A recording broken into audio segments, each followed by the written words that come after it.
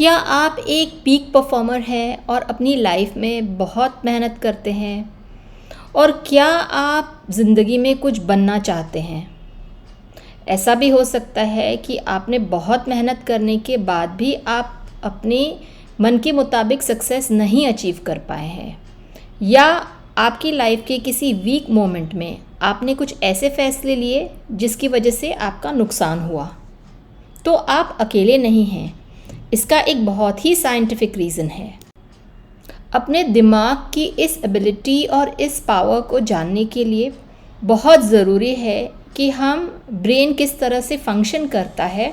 हम एक बहुत इम्पॉर्टेंट चीज़ की बात करेंगे जिसमें हम फैसले कैसे लेते हैं या हम हमारे इम्पल्सेस को कैसे कंट्रोल करते हैं। ये चीज़ें हमारे परफॉर्मेंस या हमारे सक्सेस या फेलियर को डिटरमाइन करती है। उसने एक स्टडी की जिसमें उन्होंने 2 स्कूल्स के बारे में उन बच्चों को स्टडी किया। एक स्कूल थी वो रेल की पटरी के बहुत पास थी और दूसरी स्कूल रेल की पटरी से थोड़ी दूर थी, तो रेल की आवाज़ ज़्यादा नहीं आती थी। हफ्तों के बाद उन्हें ये पता चला कि जो रेल की पटरी के पास वाली स्कूल थी उन स्कूल के बच्चों के परफॉर्मेंस दूसरी स्कूल के मुकाबले कम थे। फिर साइंटिस्ट ने उस स्कूल के इर्द गिर्द नॉइज़ बैरियर्स लगा दिए जिससे बाहर की आवाज़ कम हो गई, और बाद में फिर से स्टडी की तो दोनों स्कूल के बच्चों में जो परफॉर्मेंस था वो सेम हो गया। तो ये तो समझ में आता है कि शायद से बाहर से आवाज़ ज़्यादा आ रही थी और बच्चे कंसंट्रेट नहीं कर पा रहे थे, जिस वजह से उनके रिज़ल्ट्स कम आए। तो ये एक पॉसिबिलिटी हो सकती है, और हम ये पॉसिबिलिटी थोड़ा साइड पे करते हैं और हम दूसरा एग्जाम्पल देखते हैं। तो अब इमेजिन कीजिए एक एग्जीक्यूटिव यानी एक ऑफिस गोअर को।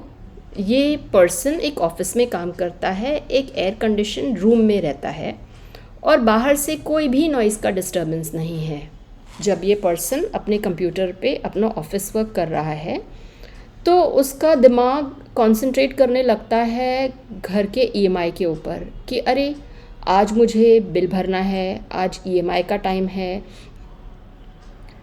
तो साइंटिस्ट ने पाया है कि अगर हमारी लाइफ में किसी भी चीज़ की अगर कोई कमी हो, यानी कि पैसे की कमी, स्लीप की कमी, खाने की कमी, दोस्तों की कमी या कोई और तरह की कमी, अगर वो चीज़ हमें कम है तो हमारा माइंड कॉन्स्टेंटली उसी चीज़ पे फोकस करेगा। फर्ज कीजिए कि आपकी मम्मी ने आपको डेली खर्चे के लिए 100 रुपये दिए हैं। ये 100 रुपये आपके ट्रैवल के लिए है और इमरजेंसी के लिए है, लेकिन आपको जंक फूड पसंद है। तो आप सवेरे सवेरे स्कूल में जाते समय एक फ्रैंकी ले लेते हो, चिप्स ले लेते हो और आप अपने 100 रुपये खर्च कर देते हो।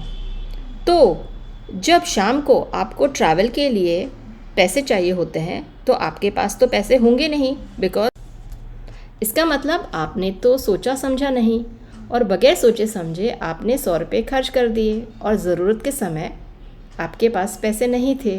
दैट मीन्स आपने इम्पल्सिव डिसीजंस लिए और आपने बगैर सोचे समझे ज़िंदगी का फ़ैसला किया। इसका मतलब ये है कि आपकी कॉग्निटिव कैपेसिटी या आपकी कॉग्निटिव बैंडविड्थ कम हो गई और आप आपके इम्पल्सेस कंट्रोल नहीं कर पाए, इस वजह से आप अपने पैसे खर्च कर दिए। कॉग्निटिव बैंडविड्थ ब्रेन की वो कैपेसिटी है जो आपका रीज़न, आपका फोकस और आपका इम्पल्स कंट्रोल डिटरमाइन करता है। कॉग्निटिव बैंडविड्थ यानी आपके सोचने समझने की क्षमता, आपके जो जल्दबाजी के फ़ैसले हैं वो कंट्रोल करने की क्षमता और आपका कंसंट्रेशन, इसकी क्षमता। बैंडविड्थ कम यानी कि आपका रीजनिंग, सोचने समझने की क्षमता कम, आपका कंसंट्रेशन कम और आपका जो इम्पल्स कंट्रोल था वो नहीं। दैट मीन्स आप जल्दबाजी के फ़ैसले लेंगे। तो हमने देखा कि स्कैर्सिटी माइंडसेट यानी किसी भी चीज़ की कमी आपका कॉग्निटिव बैंडविड्थ कम कर सकती है। इसका मतलब आप कॉन्स्टेंटली उसी चीज़ के बारे में सोचते रहोगे। एक स्ट्रैटेजी ये हो सकती है कि रादर देन कंटिन्यूसली वरिंग, मतलब उसी चीज़ के बारे में सोचना और चिंता करने से बेटर है आप उस पे एक एक्शन आइटम रखें। अगर आप अपने ब्रेन को प्रॉब्लम के बारे में सोचने को कहोगे तो वो प्रॉब्लम के बारे में सोचेगा। अगर आप उसको सल्यूशन के बारे में कहोगे तो वो सल्यूशन करेगा। हम कॉन्स्टेंटली ब्रेन को प्रॉब्लम के ऊपर फोकस करते हैं और सल्यूशन के ऊपर नहीं, और ये स्ट्रैटेजी हमें बदलनी चाहिए। अगर आपके फाइनेंशियल प्रॉब्लम्स हैं तो उस पर फोकस करने से बेटर है कि आप एक सिस्टमैटिक सेविंग प्लान में इन्वेस्ट करें या एक फाइनेंशियल एडवाइज़र को कंसल्ट करें जो आपको हेल्प कर सके।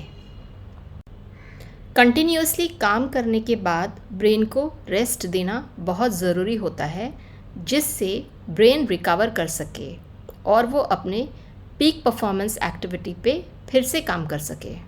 ये वर्क लाइफ बैलेंस ज़िंदगी में बहुत बहुत बहुत ज़रूरी है और ये मशीन को ऑल्टरनेट पीरियड ऑफ रेस्ट और एक्सरसाइज देना बहुत ज़रूरी होता है, क्योंकि अगर मशीन को हम रेस्ट नहीं देंगे तो मशीन सडनली क्रैश हो सकती है।